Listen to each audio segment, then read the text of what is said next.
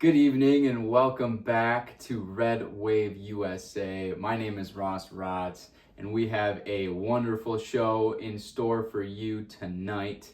And we're going to get into a lot of topics. We got 4 rather important topics to get through tonight. I'm quite excited to talk about, the first of which, the Israel-Hamas peace deal and the updates that had over the weekend. There was a little wrinkle in that plan that went down, and we'll get into that later on in the show.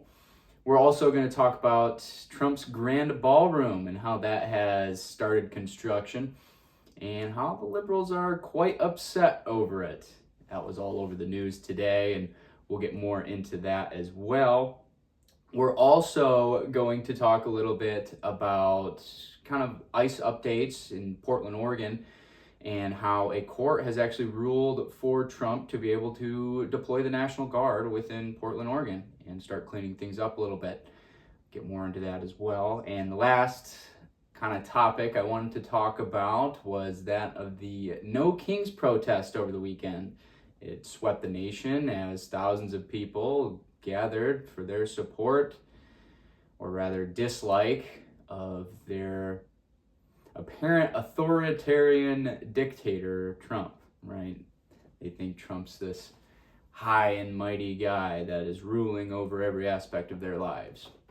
We'll get more into that later in the show. Thank you again for tuning in to Red Wave USA. I love all the support that we're getting. I'm going to continue to put on wonderful shows for you. Thank you again.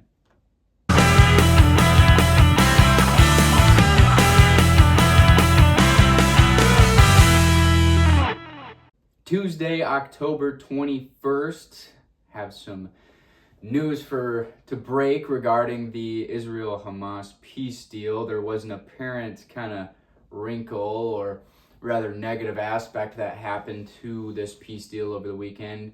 Allegedly, Hamas soldiers killed 2 Israeli soldiers through sniper fire and RPG fire on sort of a yellow line, I guess. And by this yellow line, I mean nobody really knows what this line was or what the lines of where their forces can be right now. It's still kind of a shaky point where we're still in the beginning stages of this. So, battle lines are going to be a little misdrawn at some point. So there was a fight over this line apparently over the weekend, and that resulted in 2 Israel soldiers being killed.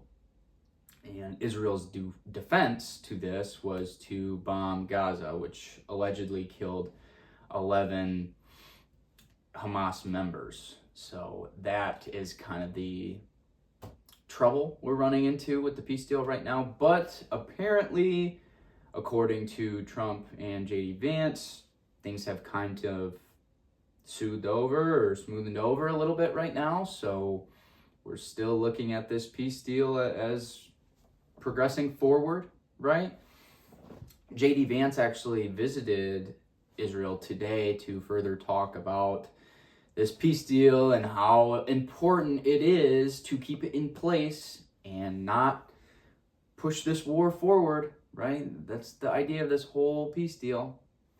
But anyways, that was kind of the update out of that. Trump is still calling for Hamas to de-weaponize completely, totally disarm, which is what we need. And Trump has gone on to say that if they don't, they will be disarmed forcefully.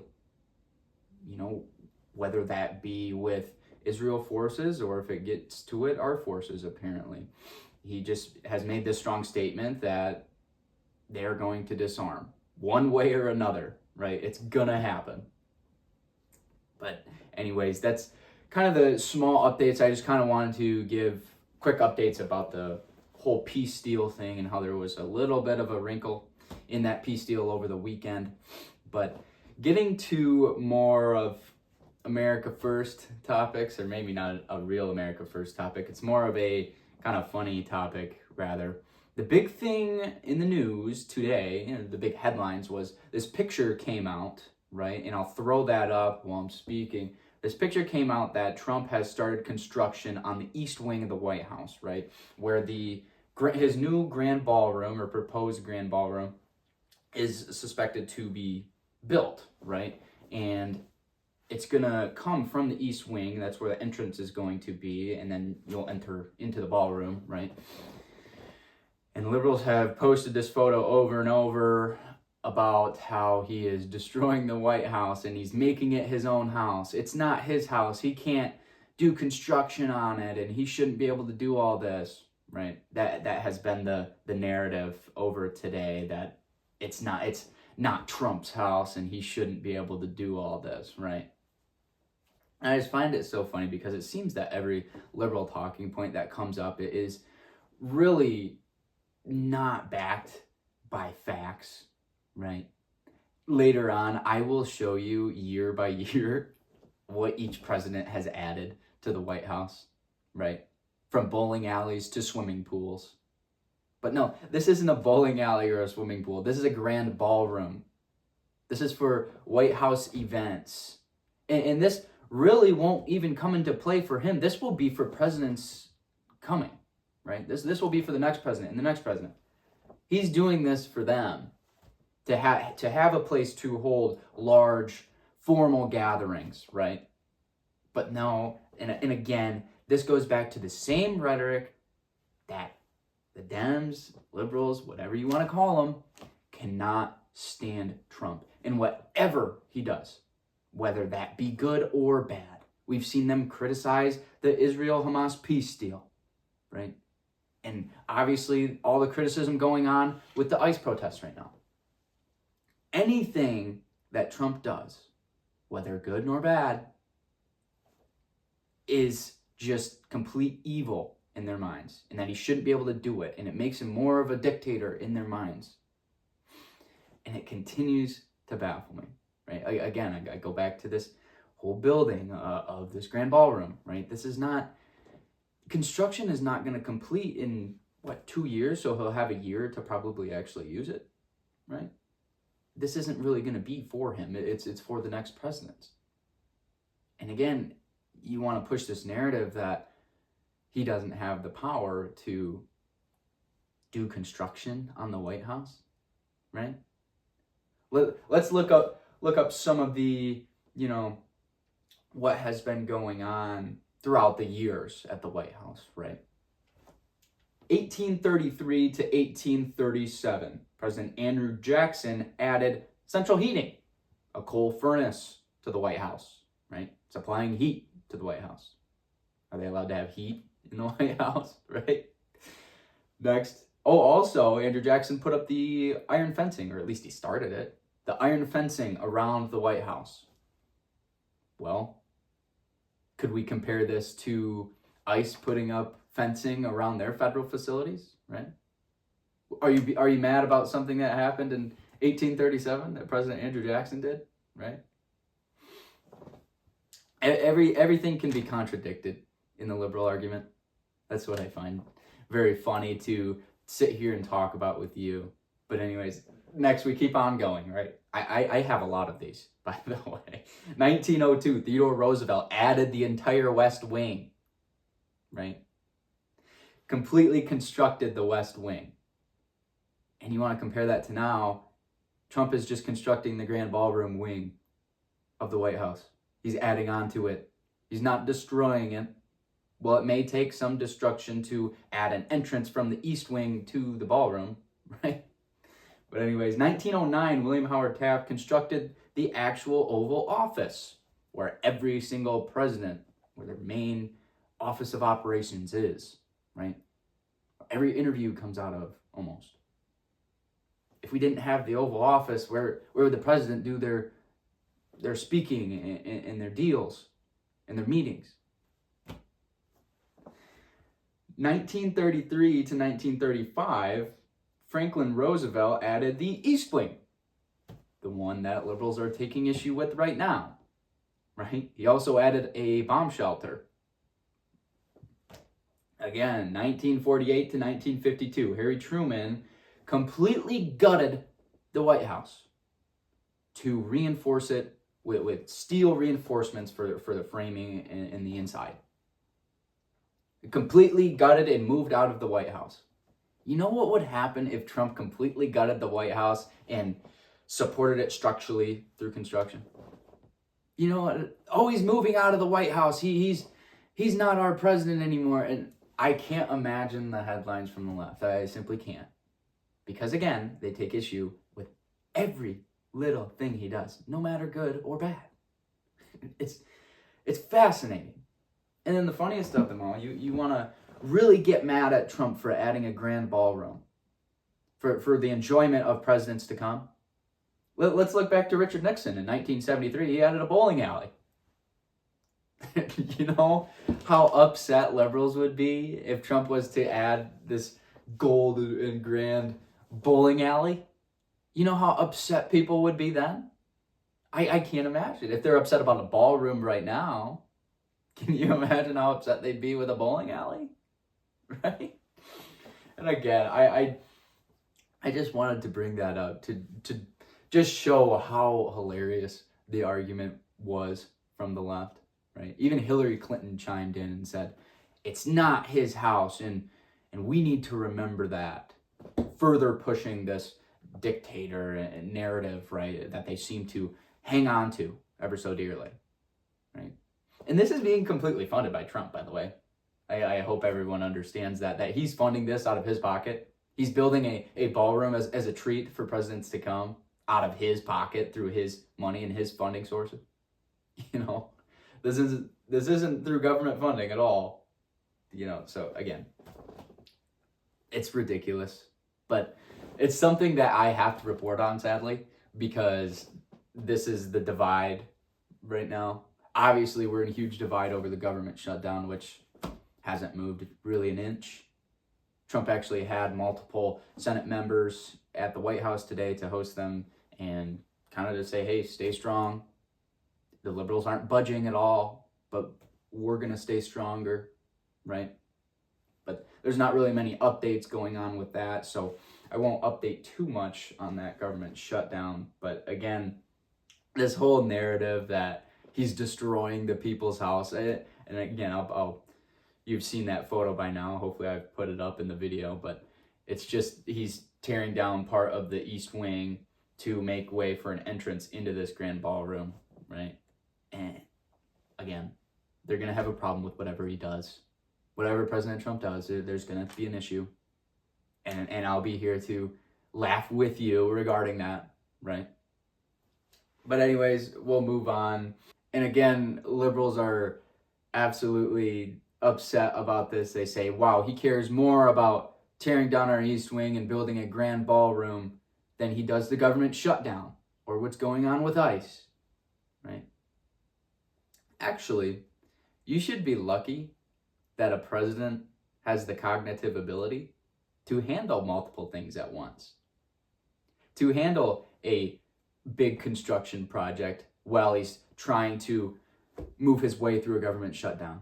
To handle this construction project while moving his way through violent protests. While handling this construction project and also handling all of what's going on with the courts right now in regards to the ICE and all the battles he's going through by wanting to send the National Guard into these violent protested-ridden areas, right?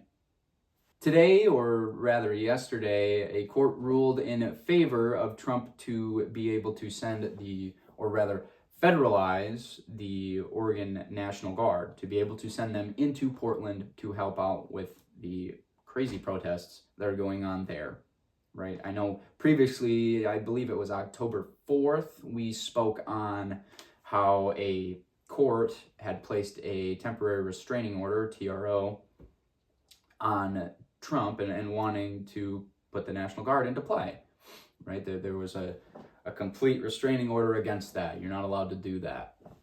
Well, I also remember updating that would be lifted, or rather renegotiated, because it was appealed by Trump on October 19th.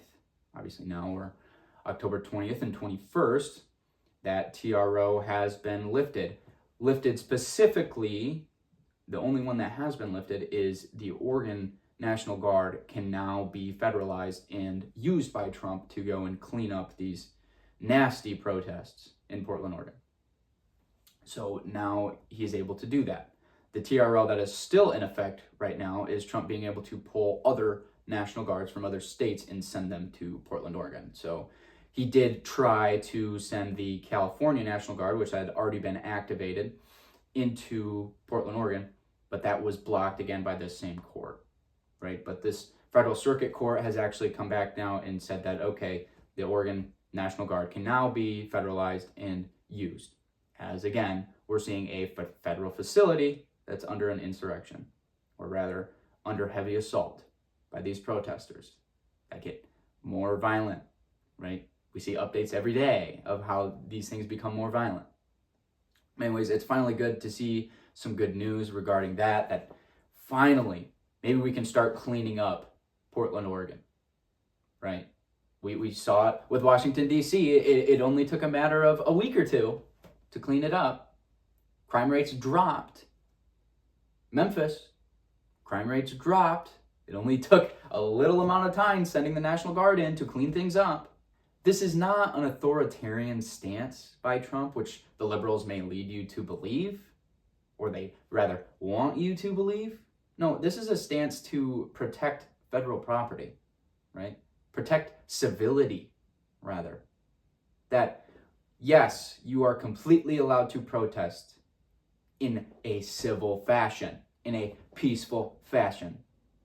But if we just stand idly by and let protesters become violent and doing the things that they're doing right now, that will lead to more access to this violent protest and this violent way of expressing themselves, right? You can't let this happen, because that gives them more leeway to make it happen more often. Or this is the first thing they're going to go to in every single protest is going to be violent. If you allow it to happen, if they say, oh, okay, we can do this, then you're going to get walked all over, right? That's in every facet of life. Just like how I spoke about earlier about how Republicans for so long have stood down and let Democrats walk all over us in violence, right? Whether I've seen multiple times someone wearing a red hat was mugged, or they were assaulted, or their hat was flipped off their head, or something of that, right? Or they were attacked. We're not gonna, it's been so long that the Democrats feel that they can do that. Rather, the radical left believes that they can do that, right? But not anymore. We're gonna use our self-defense right now. We've stood for so long, we've been mature, and you knock us down, we get up, whatever, we're more mature. We're done being walked all over. That's the thing. And that this kind of rose after the whole Charlie Kirk thing, right? And people mocking his death online, in the public, right? People putting their fingers to their neck and mocking the shooting. We're done being walked over. We're done being persecuted for our political beliefs. We're done being persecuted for our religion, right? It's time that we took a stand.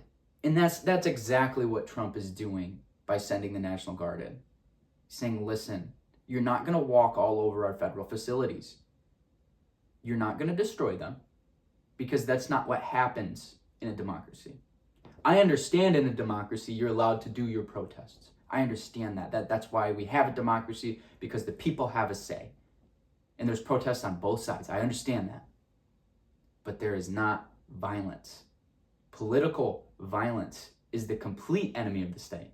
It's the complete enemy of the people. It's the complete enemy of a democracy.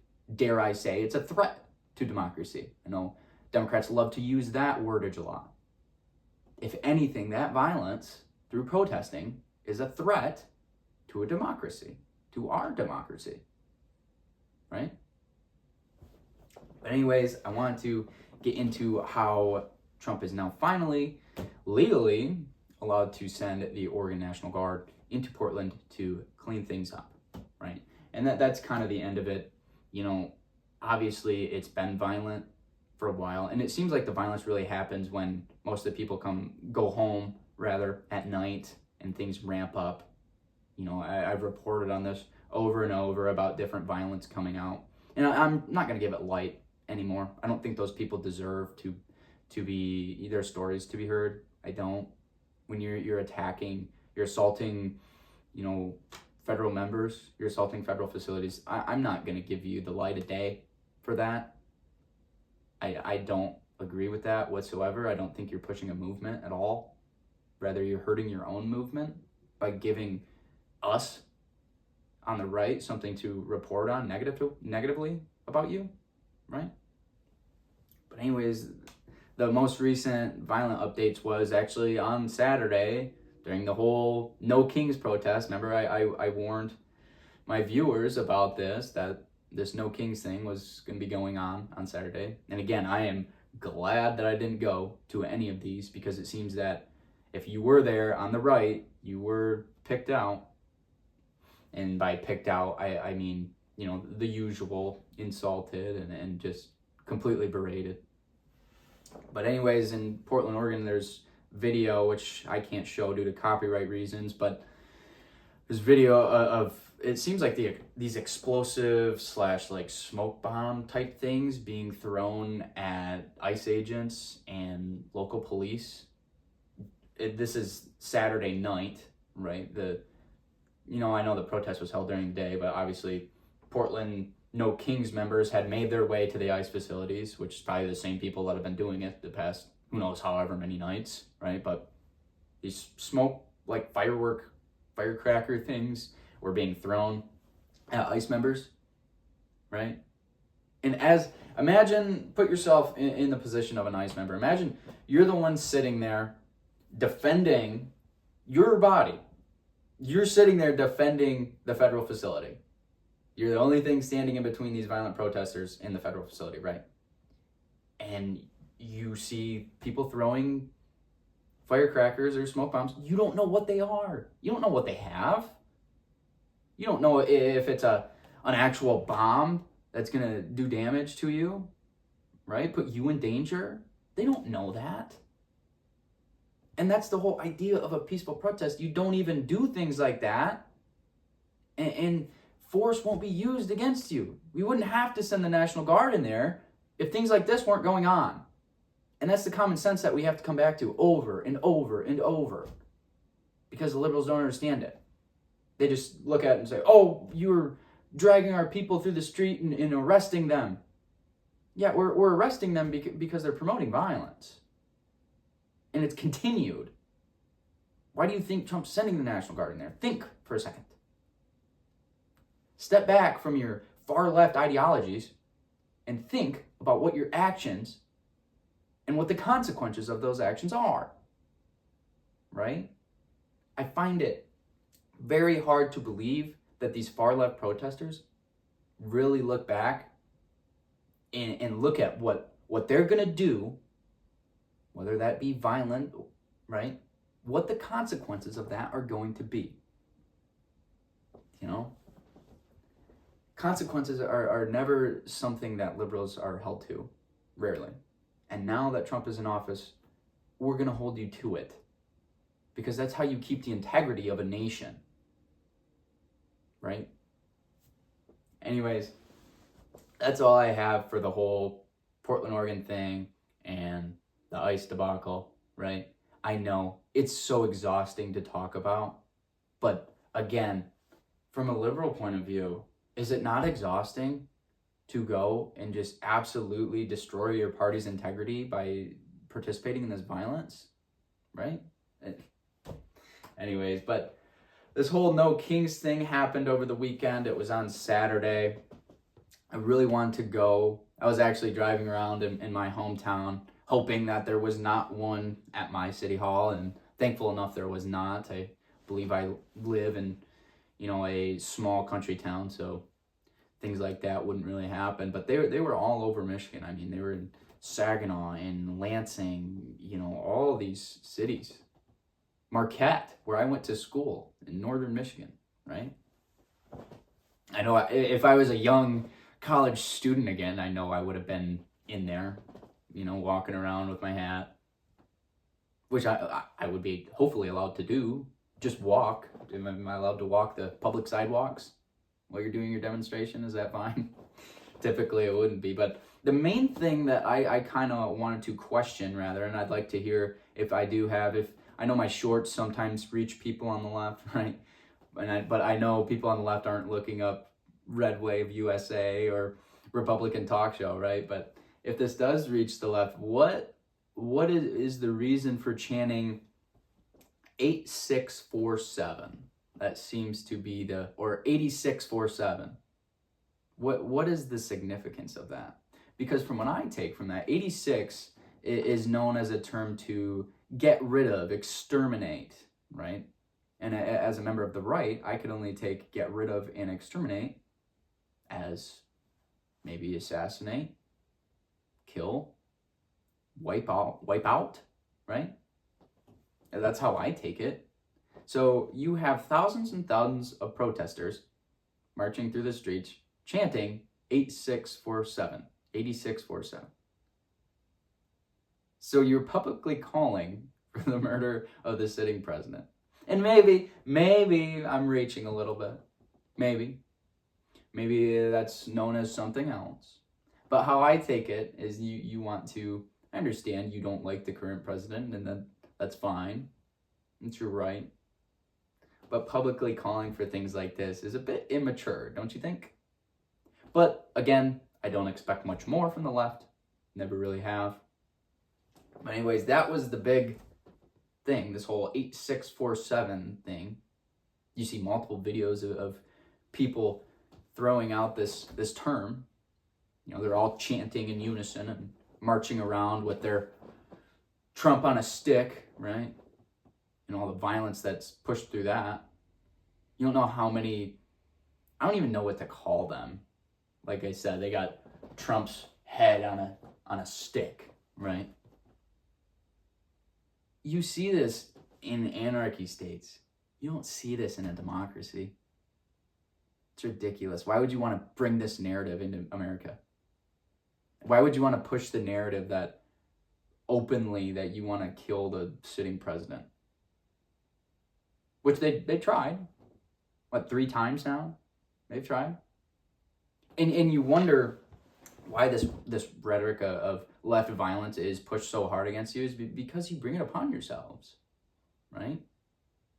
You hold Trump on a stick, or Trump's hanging by a noose on your sign. You wonder why. You sit there and wonder why the right is so against your protests. This is why, because it brings out people like this that publicly mock Charlie Kirk's death, or wear Trump shirts with crosshairs on his face. You wonder why. You know? That's what these huge gatherings bring. Yeah, I know there's a lot more peaceful people rather than violent. But you understand that your party facilitates this. The liberals facilitate this violence. And then it brings your far left people to demonstrate it. But anyways, moving on. Here's where I really draw the line regarding this whole protest. And yeah, you would think it would be about the whole killing Trump thing. But it's been rhetoric they've passed on for years now. They were doing it in 2016, 2017 through his whole first term, right? It's whatever. I've gotten normalized to it, or desensitized rather, would be a good word. And it's never a good thing when you're desensitized to political violence in your own country. But I've seen it so much from the left, that's where we're at. And us reporting on it and saying how terrible it is doesn't seem to affect them.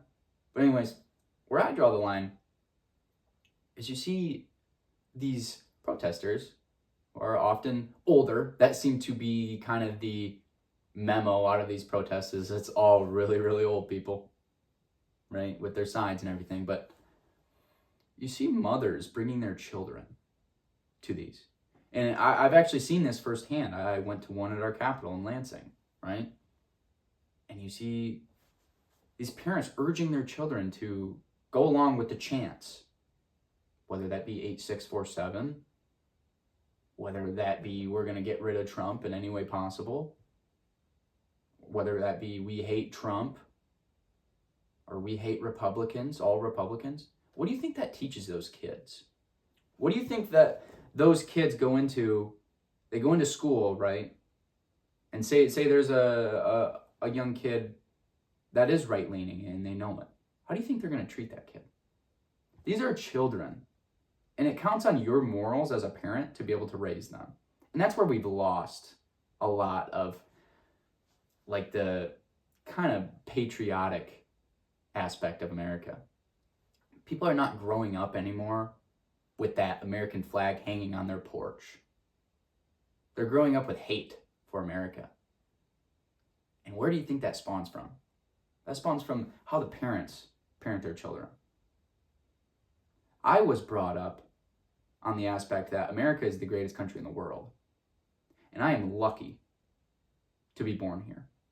I'm lucky to be born in the United States of America. I'm lucky to be born in the state of Michigan. And I should not take that for granted, right? But here you are, bringing your children to a protest that is often coveted by violence, and you wonder why they might be raised to be someone of violence. You raise them through it. You bring them to these things. I can't stand to see it. You're bringing these children up in hate. You're teaching them hate. That's something that's where I draw the line. I think that's more horrific than anything. That I saw a video of a kid that was being urged to hit this guy had a Trump hanging from like a fishing pole or something, right, with a noose around his neck. And you're urging this child to hit it with a stick, in a sense to hurt or rather take the head off of the paper mache statue or whatever. What are you teaching your children? Again, I'm dumbfounded why you would ever put your children through that. Or why would you would ever lead your children to that, right? And again, obviously, it's not my say to say how you should raise your children. But I'm going to tell you right now, that is the wrong way, right? I would never put my child in harm's way. You don't know what's going to happen at these liberal protests. You really don't. You got a lot of people gathering, and you don't know how many people how many groups are going to be violent. You don't. And you're going to bring your child to that? Again, terrible idea in regards to parenting. But anyways, that was something that I kind of wanted to talk about. It's something that really aggravates me, rather. It really angers me to see that our next generation of politicians, our next generation of journalists, our next generation of Americans are being taught to hate, right? That's a big word, and it needs to hold a lot of value in this scenario. Are being taught to hate their political opponents, right? There is nothing wrong with disagreeing with your political opponents. There's nothing wrong with that. It's what we are. It's a democracy. You ask questions, you disagree. That's fine. But when you're being brought up to hate, especially one person, that is completely wrong. And I will continue to stand on that. Just like the whole ideology of it, no kings. You're essentially teaching these children that Trump is a king, that we live in a monarchy. So when he goes into class and they start talking about the three branches of government, oh, that's wrong. Trump's a king. He's not a president. He wasn't elected. Well, here's the thing. Last time that I checked, right, presidents are elected every 4 years. And every 4 years we have debates. Every 4 years we have primaries, right? But that's not what's being taught to these children. And it's disgusting. It really is. But anyways, that's the thing that these left-leaning people want to teach, though. This is the thing that liberals want to teach, is that there are kings, right? Let me take you back just last year, right? Biden was obviously cognitively declining. He was doing that back in 2020. Again, don't know how he got elected, but he was doing it even worse in 2024. We saw that at the first debate, Trump and Biden. It was a horrible debate from Biden. And granted, it was elder abuse. He shouldn't have been thrown into a position like this in the first place. Let him enjoy his retirement, right? But anyways, let's go back to 2024 when Biden was ushered out by his own party, right? Kicked out. He was the sitting president, and he was booted off of his own presidential campaign. And then Vice President Kamala Harris was ushered in. And here's the thing, I don't remember there being a primary election for Kamala Harris, right? I don't remember the people of this democracy being able to vote on who they wanted their primary candidate to be. I don't remember that. I don't know if you do. I don't remember Democrats going to the ballot box to put up votes for who they want their presidential candidate to be after Biden was kicked out. I remember Kamala Harris just going straight to the Democratic convention and accepting her nomination. Not voted by people. Specifically picked by the Democratic Party. You want to talk about a king, right? A king, someone who doesn't have to abide by what the people say, right? Rather, not voted in by the people of her own democracy. No. Put in the place of power by Democrats, right? So, if anything, this once again goes back to every statement that I see from liberals is contradicted, right? You want to talk no kings with Trump. Okay, let's talk no kings with Kamala Harris and how you didn't even vote on her. Because last time I checked, I went to my voting facility and voted as Trump for my primary. In the primaries, right? That's what I did. Democrats, do you remember doing that? Right. I didn't think so. And so you want to talk all this no kings nonsense. There you go. There you have it. But anyways, that will do it for our show tonight. I think it's about time to wrap up. Again, I'm sorry for the later episode. Still trying to figure out this schedule with balancing life and Red Wave, right? But you know how I do it. Every single show. Conservatives, no matter if there's 1,000 people protest on a Saturday, continue to stay proud to be the way you are and hold the views that you have. And another thing I kind of want to add to this closing statement, right? I know I always say conservatives, be proud, continue to stay proud to be conservative, right?